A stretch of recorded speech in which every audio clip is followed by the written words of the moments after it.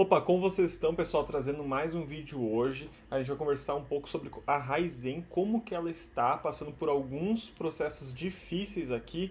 Então, atualmente quando eu estou gravando esse vídeo, ela deu uma subidinha, porém nos últimos meses ela vem derretendo, certo? Nos últimos trimestres. E esse vídeo é muito importante para você entender o que está acontecendo com ela e o que vai acontecer nos próximos anos, principalmente saber se é a hora de investir nela como uma oportunidade ou se é hora de vender e ficar fora desse risco, porque as coisas só vão piorar, ou se você já tem ação também, se você só deve manter ela, certo, pessoal? Então a gente vai analisar as notícias mais recentes aqui para a gente entender o contexto do que está acontecendo, porque sem isso a gente não consegue entender o motivo dessa depreciação das ações, e depois a gente vai fazer uma análise fundamentalista na empresa para ver se a partir dessa análise fria, a gente considera que é um horário de comprar ou vender essa ação.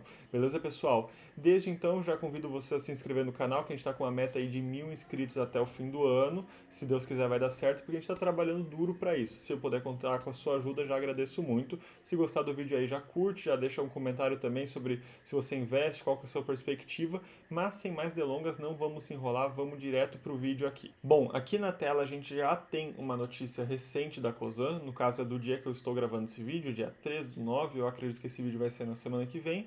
Porém, quando eu estou gravando esse vídeo aqui, a gente vê que a Cosan recebeu interesse de investimento, certo? Isso fez com que ela subisse no curto prazo. A gente vê que recentemente também saiu uma notícia da Shell, que a Shell tem interesse em fazer um investimento, suprir um pouco dessa dívida. Afinal, a Raizen é dividida em duas empresas que detêm ela. A Cosan, que é uma holding que tem diversos outros investimentos, como por exemplo a Rumo, que é a antiga América Latina Logística, que é uma empresa de trem, detém a Raizen e outras empresas também do mercado de energia. E a outra empresa é a Shell, que é uma empresa multinacional do petróleo, que também detém metade da Raizen.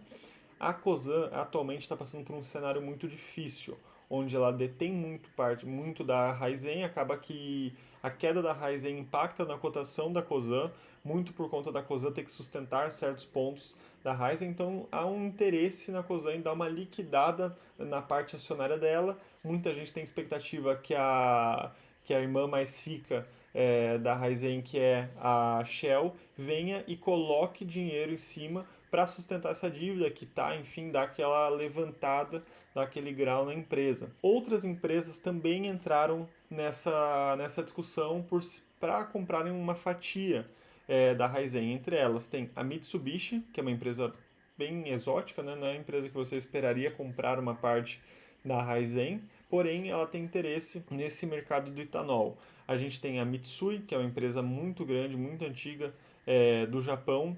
A gente tem o Itaú com interesse em fazer uma compra, a gente tem o BTG com interesse também. Então agora chegou num ponto, num nível de barato a ação que diversas pessoas estão com interesse em comprar. Isso acaba alegrando muitos investidores, principalmente no curto prazo, com a sensação de tipo assim, agora vai entrar dinheiro, agora ela liquida essas dívidas, ela vai conseguir seguir com as próprias pernas a partir dessa venda. O que a gente vê que vem acontecendo nos últimos tempos é que a Raizen está tendo que vender ativos de valor dela, então acaba que está liquidando para entrar dinheiro, né, para gerar capital e conseguir pagar um pouco dessa dívida. Tanto a Cosan quanto a Raizen, elas têm a dívida muito alta. Isso só piorou com o cenário de juro atual. Então, com a Selic subindo e essas dívidas indexadas, acabou se tornando um cenário quase impagável, certo? Tanto que, por exemplo, alguns meses atrás, a Cosan vendeu uma grande fatia bilionária que ela tinha da Vale para conseguir pagar suas dívidas. E mesmo vendendo muito, pagou só 33% da dívida e ainda continuou o resto. Essa notícia aqui já tem um pouco mais de tempo, ela se referia ao resultado do fim de primeiro semestre da Raizen, onde a gente via que esse aumento da dívida, o aumento da alavancagem dela, que no caso seria essa dívida ficando mais cara, o resultado numérico, que é a dívida líquida sobre a EBITDA, aumentando, então ficando mais distante a receita dela do quanto que ela é capaz de pagar, certo? Então, outro ponto também seria a condição climática. Isso fez com que a gente tivesse tido uma safra muito ruim de cana-de-açúcar, por consequente, produzindo menos etanol, por consequência, também tendo menos lucro e o custo não diminuindo proporcionalmente, certo, pessoal? Então, dito isso, essa notícia geral aí que a gente passou por cima, vamos direto aqui para como está a empresa hoje. Incríveis R$ 1,28, certo? Então, eu acho que talvez seja, não sei se é a empresa mais barata da bolsa hoje em valor nominal, mas se não for a mais barata, deve ser uma das mais baratas, porque eu não lembro de outra empresa com essa cotação aqui. Um PL negativo de 1,84, isso é negativo porque o lucro está negativo, então, pelo lucro ser negativo, acabou puxando para baixo aqui. Preço valor patrimonial 0,81, ou seja, a gente tem um desconto intrínseco aqui de 19% na operação dela. Isso aqui ainda tende a ser revisado porque ela está vendendo, né, certos ativos, então isso acaba embaralhando um pouco os números. Nos últimos 12 meses não foi distribuído o dividendo e a gente vê aqui que ela é uma empresa recente na bolsa. A gente está aqui com um gráfico de 5 anos, se eu botasse 10 ia dar na mesma, porque ela fez a IPO em 2021, agosto de 2021. Então ela não tem 5 anos ainda de bolsa, certo, pessoal? E vem caindo desde então, desde o seu lançamento, não vem passando por tempos fáceis. O lucro dela é negativo, né, não está tendo lucro. A dívida líquida pelo EBITDA está 5,19, ou seja, está muito caro. A dívida bruta por patrimônio está em 4,46, então isso é como se você, por exemplo, gastasse 4 milhões e 500, 4 milhões,46 para construir uma casa que vale 1 milhão. É uma coisa que não faz sentido. Você está com muito mais dívida do que patrimônio. Isso aqui acima de 1 é muito ruim. O ideal é sempre a dívida bem abaixo do valor patrimonial, certo? Isso seria o saudável. A gente vê aqui que a gente tem um ROI negativo, porque ela não está crescendo também. Enfim, os números estão realmente bem tristes aqui, não tem nem muito como discorrer muito sobre isso aqui. Quando a gente vê aqui o checklist também, se vocês querem dar uma olhada, dá uma pausada aí, mas também o cenário não está positivo. Quando a gente vê aqui os dividendos, certo, pessoal? Então, o dividendo, a gente vê que ela pagou um pouquinho em 2021, um pouco em 2022 e um pouco em 2023. Por que eu digo um pouco? Parece que a barra aqui está grande, né?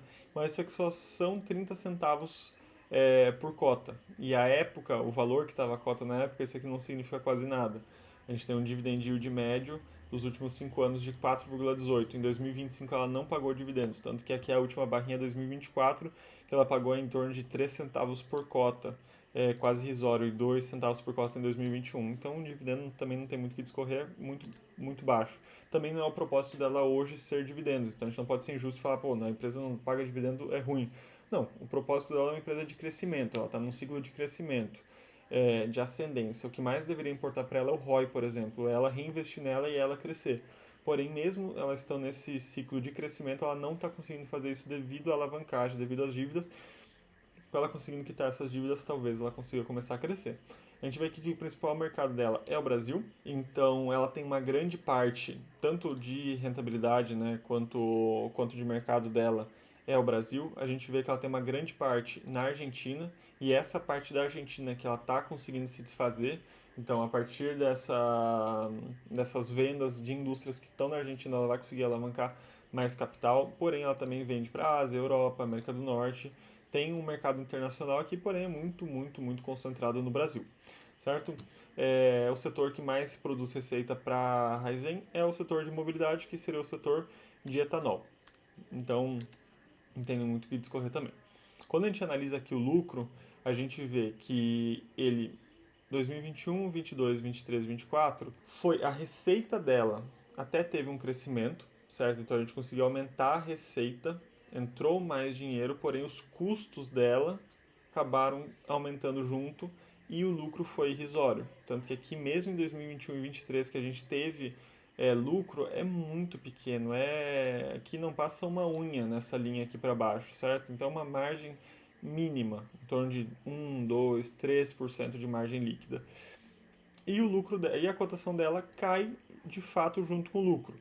Então, não é nada surreal o fato dela estar caindo a cotação. Ela realmente só está seguindo a queda do lucro. Então, é algo atrelado, é algo que faz muito sentido ela ter essa queda.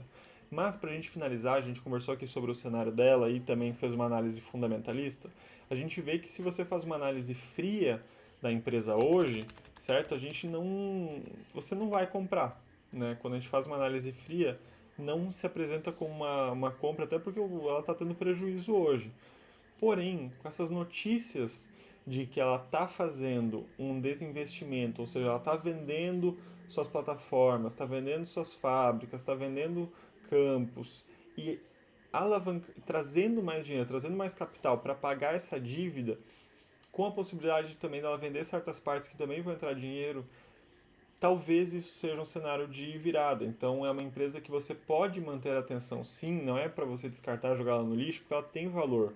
É uma empresa muito, muito bacana, acho que é um setor muito legal, o setor de energia. Pode ser um case de turnaround. Eu, particularmente, não tenho Ryzen. Já tive Cosan, mas me desfiz de Cosan já faz muito tempo, antes dela cair. Então eu tive lucro na Cosan, finalizei minha trajetória com ela.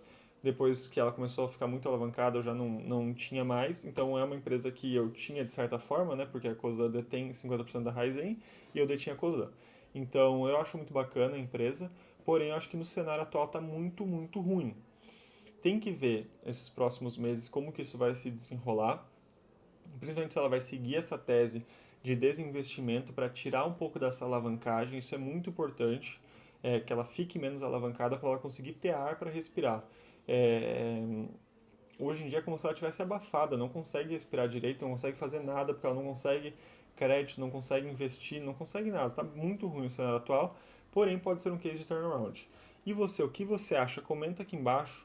Vamos trocar uma ideia aí, o que você acha, se você investe, se você passa ela.